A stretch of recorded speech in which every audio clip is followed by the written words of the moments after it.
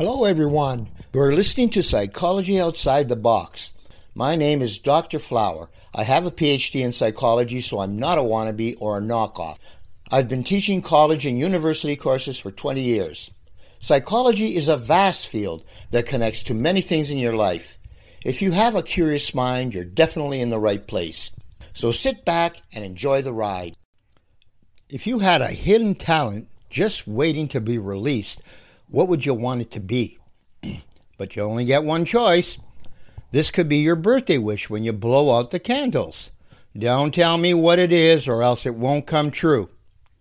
Usually a genius is born that way, so most of us already missed that opportunity. But sometimes a person who isn't born with special abilities can develop them later in life following brain trauma, an illness, seizures, or head injury. Could you imagine being hit in the head and waking up to find yourself a sudden musical star? Excuse me for a few seconds while I go bang my head against the wall. It sounds like something from a movie, but in fact, such things have happened to dozens of people in the world that we know of. This is called accidental genius or acquired savant syndrome. Might we all have hidden capacities that could be set free in some manner other than slamming our head against a brick wall? Did you know the star of the first motion picture ever was a horse? Nay, you say? Well, let me introduce Edward Muybridge. In 1860, he suffered a head injury in a violent runaway stagecoach crash. He woke up in hospital 9 days later after being in a coma. Muybridge's personality changed following his accident, and he suddenly showed signs of being a genius. He abandoned bookselling and became a photographer and inventor. In 1868, he exhibited large photographs of Yosemite Valley, California. This made him a world-famous landscape photographer. In 1872, a wealthy owner of 700 racehorses offered Muybridge $25,000 to establish whether or not all four hooves of a running horse ever leave the ground at the same time. Muybridge settled the question with a single photograph showing a horse fully airborne. The horse was briefly suspended mid-gallop, proving that horses can really fly, but only for a very short distance. Muybridge perfected his method of photographing galloping horses between 1878 and 1884. He placed 12 cameras along a racetrack and installed a tripwire that would set them off automatically as the horse ran by. Muybridge became the first photographer ever to capture motion of a galloping horse. He demonstrated the moving image using an early form of a movie projector that he invented. The horse was named Sally Gardner, the star of the first movie ever. And the first ever movie award goes to Sally Gardner. Patrick Fagerberg had been a successful lawyer for 13 years until an accident changed his whole life. He was attending a concert in 2011 when a 30-foot steel camera boom fell into the crowd and hit Patrick directly on the head. He suffered a serious brain injury as a result. His career as a lawyer came to a sudden stop. He could no longer do the complicated tasks that his job required. During the following year, as Patrick was trying to recover, he felt a sudden urge to paint. As he started painting, he discovered to his surprise that he was really good at it. From that moment on, he couldn't stop painting. Painting became his whole life. What Patrick acquired from the encounter with the steel camera boom is called savant syndrome. Scientists aren't exactly sure how this happens. One theory is that damage on the left side of the brain leads to overcompensation by the brain's right hemisphere. This may allow hidden artistic and musical skills to develop. Patrick had no prior artistic training. In fact, He says that he was always a math guy with no interest in the arts, but now he is obsessed with painting. Not a moment goes by where it is not on his mind. This is a common feature of individuals with savant syndrome. They develop an obsession with some narrow area related to mathematics, music, or painting. As a toddler, Alonzo Clemens suffered an accidental fall and head injury. As a result, he developed several disabilities, but something amazing also occurred. Alonzo began showing a fascination with modeling clay sculptures. Show him an image of an animal, even for a few seconds, and Alonzo can create a perfect sculpted replica of that animal with every accurate detail. Most of his artworks are small in size and sculpted in less than an hour. His most famous work is a life-size sculpture called The Three Frolicking Foals, which sold for $45,000 in 1987. This took him only 15 days to produce, even though it required him to learn completely new techniques.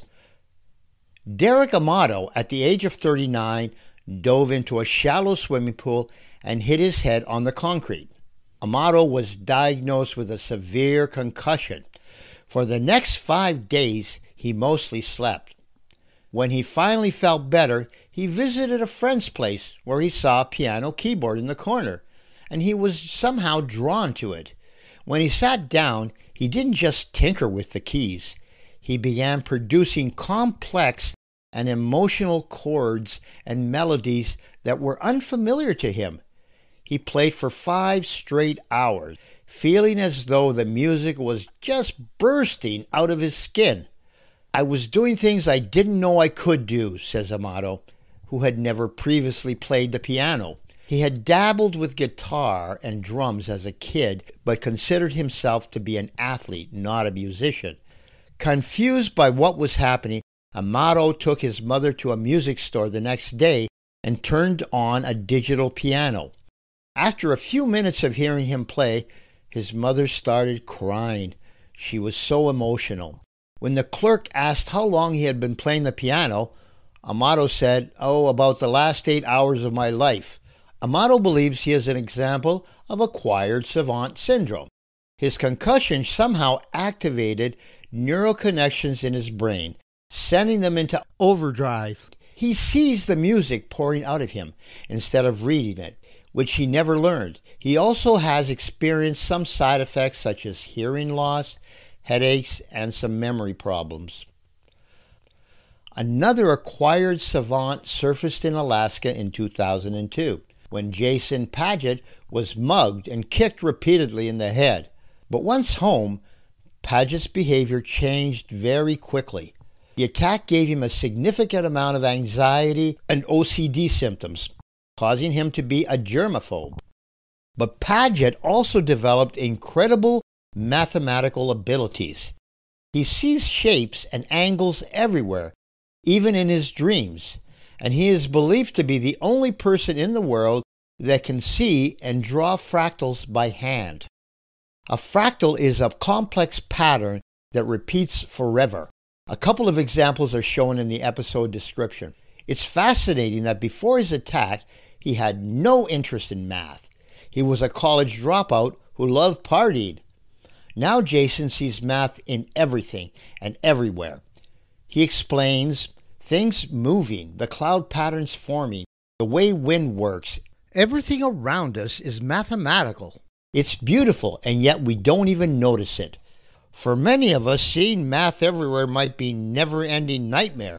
But for Paget, it was a miracle. Exactly how brain injury can lead to exceptional skills is not fully understood.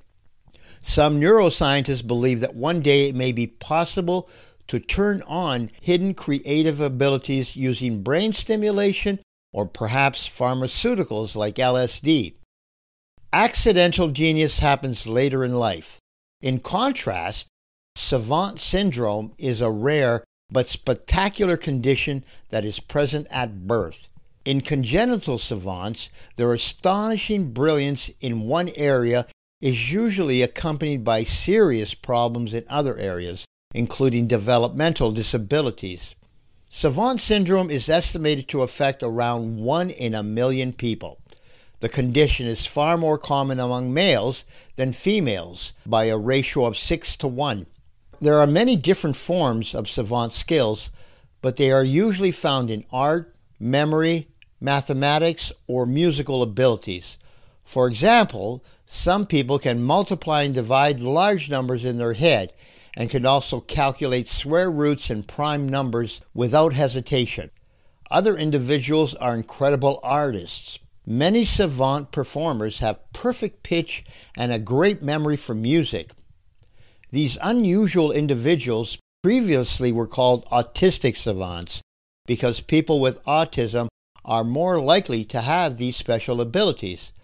But this term is now old-fashioned and is gradually being replaced by savant syndrome. It is important to avoid giving the impression that all autistic persons have exceptional abilities. It is simply not fair to place these high expectations on all autistic individuals. Kim Peek was the savant who inspired the movie Rain Man with Dustin Hoffman and Tom Cruise. He was born with significant brain abnormalities, including a missing corpus callosum, a nerve bundle that connects the right and left sides of his brain. Doctors speculated that the absence of this critical structure allowed Peek's brain cells to make new and unusual connections. These novel connections most likely explain his unusual memory capacity. Kim Pewter, as he was sometimes called, had one of the most impressive memories ever seen. According to Peek's father, Kim could memorize things from the age of 18 months. He could speed through a book in about an hour and remember almost everything he read. Peek scanned the left page with his left eye while reading the right page with his right eye. He could accurately recall the contents of at least 12,000 books. Peek became an expert in history, dates, sports trivia, geography, and music. He memorized zip codes, area codes, and phone books. He could tell if a musician was off by a few notes in an orchestra setting. Long before GPS, Peek could give you specific driving directions from any two cities in the world. Kim also loved Shakespeare, and with his high-speed reading skills, had no trouble memorizing all his literary works. He also enjoyed going to performances of Shakespeare's plays. But there was one problem. Not all of the actors could remember their lines as perfectly as Kim did. When an actor made even the smallest mistake, Kim would stand up mid-performance to loudly correct them. Despite his talents, Kim Peek suffered from many disabilities. He did not walk until he was 4 years old, and then in a sidelong manner. Peek had trouble doing ordinary things like making a sandwich, tying his shoes, and buttoning his shirt. Peek's father always traveled with him, cared for him until his death by heart attack in 2009. Stephen Wiltshire, who is autistic, was drawing buildings by age 8. As an adult, he has created stunningly accurate cityscapes by memory.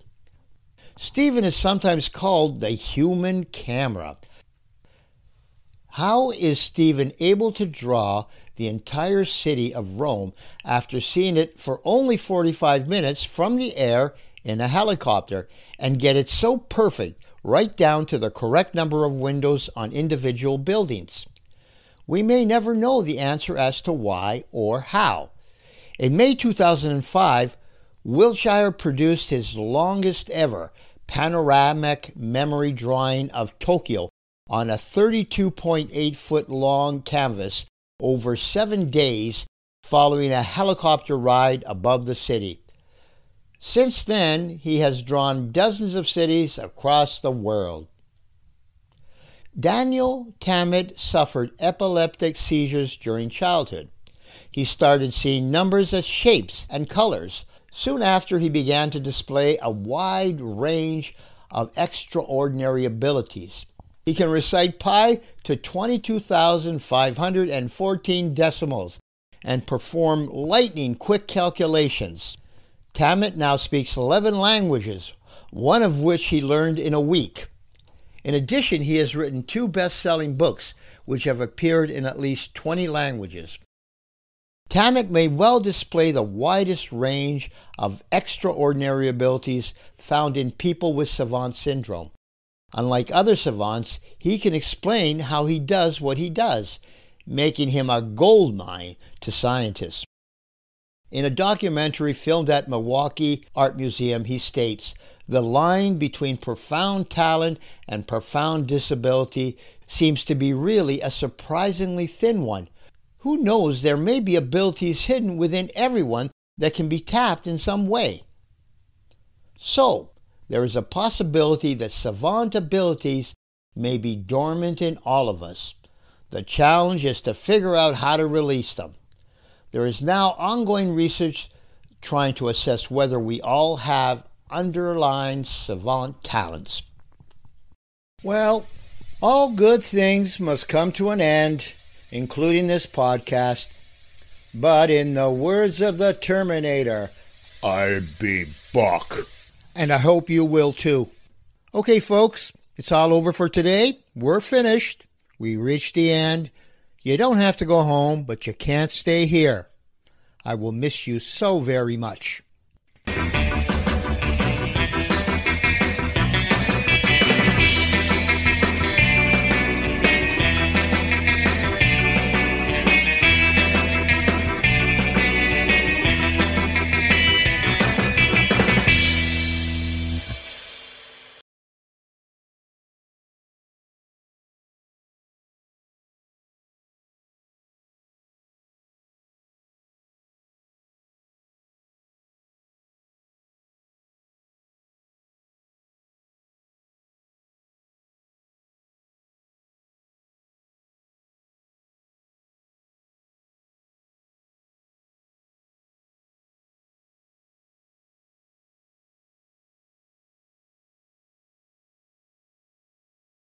Overdrive.